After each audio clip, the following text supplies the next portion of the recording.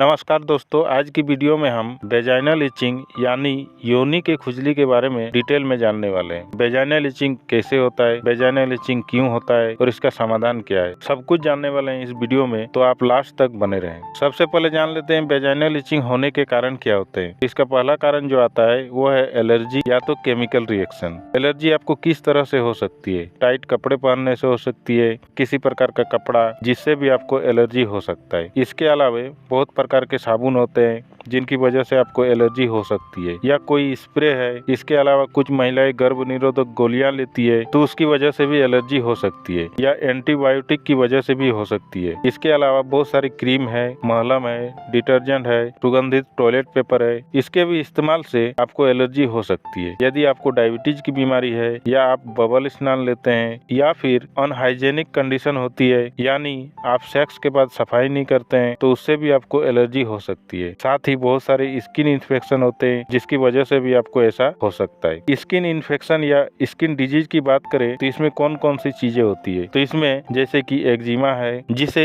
Atopic dermatitis भी बोलते हैं, या सोराइसिस है जिसकी वजह से आप त्वचा पे स्केलिव, इची, लाल रंग के चकत्ते हो सकते हैं। ये जो आपके अन्य बॉडी पार्ट्स में होते हैं वैसे ही वेजाइना में भी हो सकते हैं, जिसकी वजह से आपको बार बार खुजली हो सकती है। इसके अलावा अगर फंगल इन्फेक्शन यानी दाद वगैरह होता है जो पानी भरने की वजह से होता है, यह बहुत ही कॉमन समस्या होती है। हर 4 महिलाओं में से 3 महिलाओं को इस तरह का इन्फेक्शन अपने जीवन काल में इस तरह की खुजली जरूर होती है। फंगल इन्फेक्शन जो होता है या दाद वगैरह जो होता है, जनरली देखा जाता है कि जब आप एंटीबायोटिक का ट्रीटमेंट लेते हैं उसके बाद ऐसा होता है। एंटीबायोटिक क्या करता है? एंटीबायोटिक क्या करता है तो आपके बॉडी में खराब बैक्टीरिया के साथ साथ जो अच्छे बैक्टीरिया होते हैं उसको भी नष्ट कर देता है, जिसकी वजह से आपको इस तरह की इन्फेक्शन होता है और बार बार होता है। साथ में सेक्सुअल ट्रांसमिटेड डिजीज है। यदि आप सेक्स के दौरान हाइजेनिक कंडीशन मेंटेन नहीं करते हैं, या आपके पार्टनर को इन्फेक्शन है, तो इसकी वजह से भी आपको भी इन्फेक्शन हो सकता है, और जिसके कारण आपको वेजिना में इचिंग की प्रॉब्लम होती है। सेक्सुअल ट्रांसमिटेड डिजीज में आपको गोनोरिया हो सकती है, या फिर आपको सिफिलिस भी हो सकती है। इसके अलावा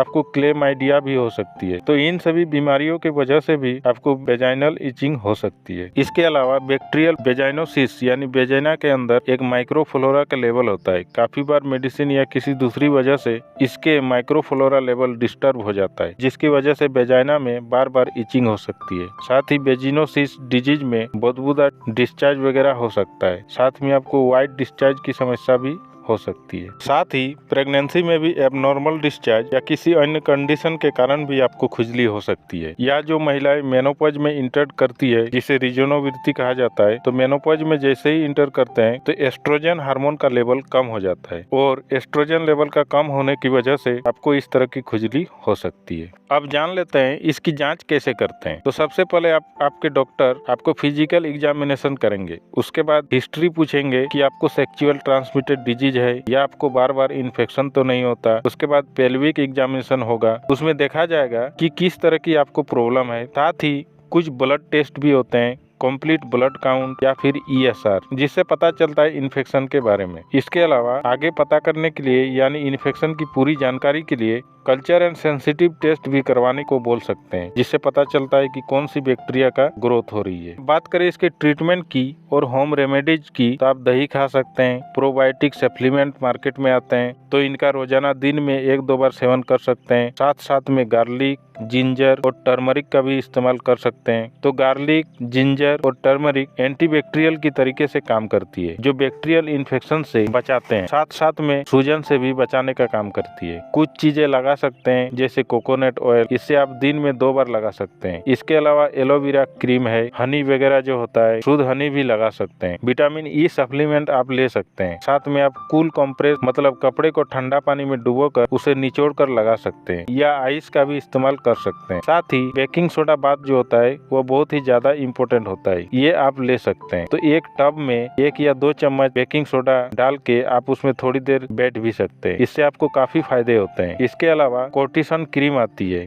एंटी एलर्जिक टेबलेट है यदि आपको एलर्जी है, या फिर एंटी फंगल क्रीम, इसका भी आप इस्तेमाल कर सकते हैं। अब जान लेते हैं कौन सी एंटी फंगल क्रीम या सपोजिटरी आती है। तो वे क्रीम होती है जैसे कि कोट्रिमाजोल क्रीम, ये बहुत ही इफेक्टिव होती है, आप इन्हें ले सकते हैं। माइकोनाजोल है, टाइकोनाजोल है, इसका भी आप इस्तेमाल कर सकते हैं। ये भी आपको फंगल इन्फेक्शन से बचाएगी, साथ ही साथ जो इन्फेक्शन है उसे भी दूर करेगी। एंटीहिस्टामिन टेबलेट, यदि आपको एलर्जी की वजह से है तो एंटीहिस्टामिन टेबलेट ले सकते हैं, जैसे कि फेक्सोफेनाडिन, मतलब जो एलेग्रा के नाम से आती है, जो काफी फेमस है। सिट्रीज टेबलेट ले सकते हैं। इसके अलावा डाइफेनिहाइड्रामाइन है, तो इन्हें भी आप ले सकते हैं। ये भी आपको एलर्जी से बचाएगी यदि आपको एलर्जिक वेजाइनल इचिंग होती है। अब बात करते हैं योनि के जलन के लिए घरेलू उपचार क्या होते हैं। तो आपको अपने जननांग क्षेत्र को अच्छे से साफ रखें, दिन में 1-2 बार जरूर साफ करना है। इसके अलावा जब भी आप टॉयलेट जाते हैं तो हमेशा आगे से पीछे की ओर साफ करना है, पीछे से आगे की ओर साफ नहीं करना है, क्योंकि एनल इन्फेक्शन की वजह से भी आपको ऐसा हो सकता है। हमेशा सूती के पेंटी ही पहने, टाइट कपड़ों से बचे, अपने अंडरवियर को हमेशा चेंज करे, साथ में सेक्स के दौरान कंडोम का इस्तेमाल करें और हाइजीनिक को हमेशा मेंटेन रखें। अगर आपको ड्राइनेस वेजाइनल की समस्या है तो आप लुब्रिकेंट वगैरह का इस्तेमाल कर सकते हैं। इसके अलावा यदि आपको पेन हो रहा है या इन्फेक्शन ऑलरेडी है तो उस दौरान इंटरकोर्स ना करें, इससे आपके पार्टनर को भी इन्फेक्शन हो सकता है। अगर आपको खुजली हो रही है तो उसे खरोचे नहीं, उस जगह पर आप कोकोनट ऑयल या दूसरी क्रीम वगैरह लगाएं, ये आपको ज्यादा फायदा करेगा। आप जान लेते हैं आपको अपने डॉक्टर के पास कब जाना चाहिए। तो जैसे मैंने यहाँ पर ट्रीटमेंट बताया, उससे अगर 1 हफ्ते में ठीक नहीं होता है, इसके अलावा जननांग में छाले होते हैं, बहुत ज्यादा दर्द होता है या सूजन होता है, साथ में आपको पेशाब करने में परेशानी होती है या सेक्स के दौरान बहुत ज्यादा पेन होता है, तो उस स्थिति में आपको अपने डॉक्टर से मिलना चाहिए। अगर एब्डोमिनल डिस्चार्ज की समस्या है तो भी आप डॉक्टर से जरूर मिले। अगर आपको ये वीडियो अच्छी लगी तो लाइक कर सकते हैं, शेयर कर सकते हैं और सब्सक्राइब तो जरूर करें। मिलते हैं एक नई वीडियो में एक नए टॉपिक के साथ।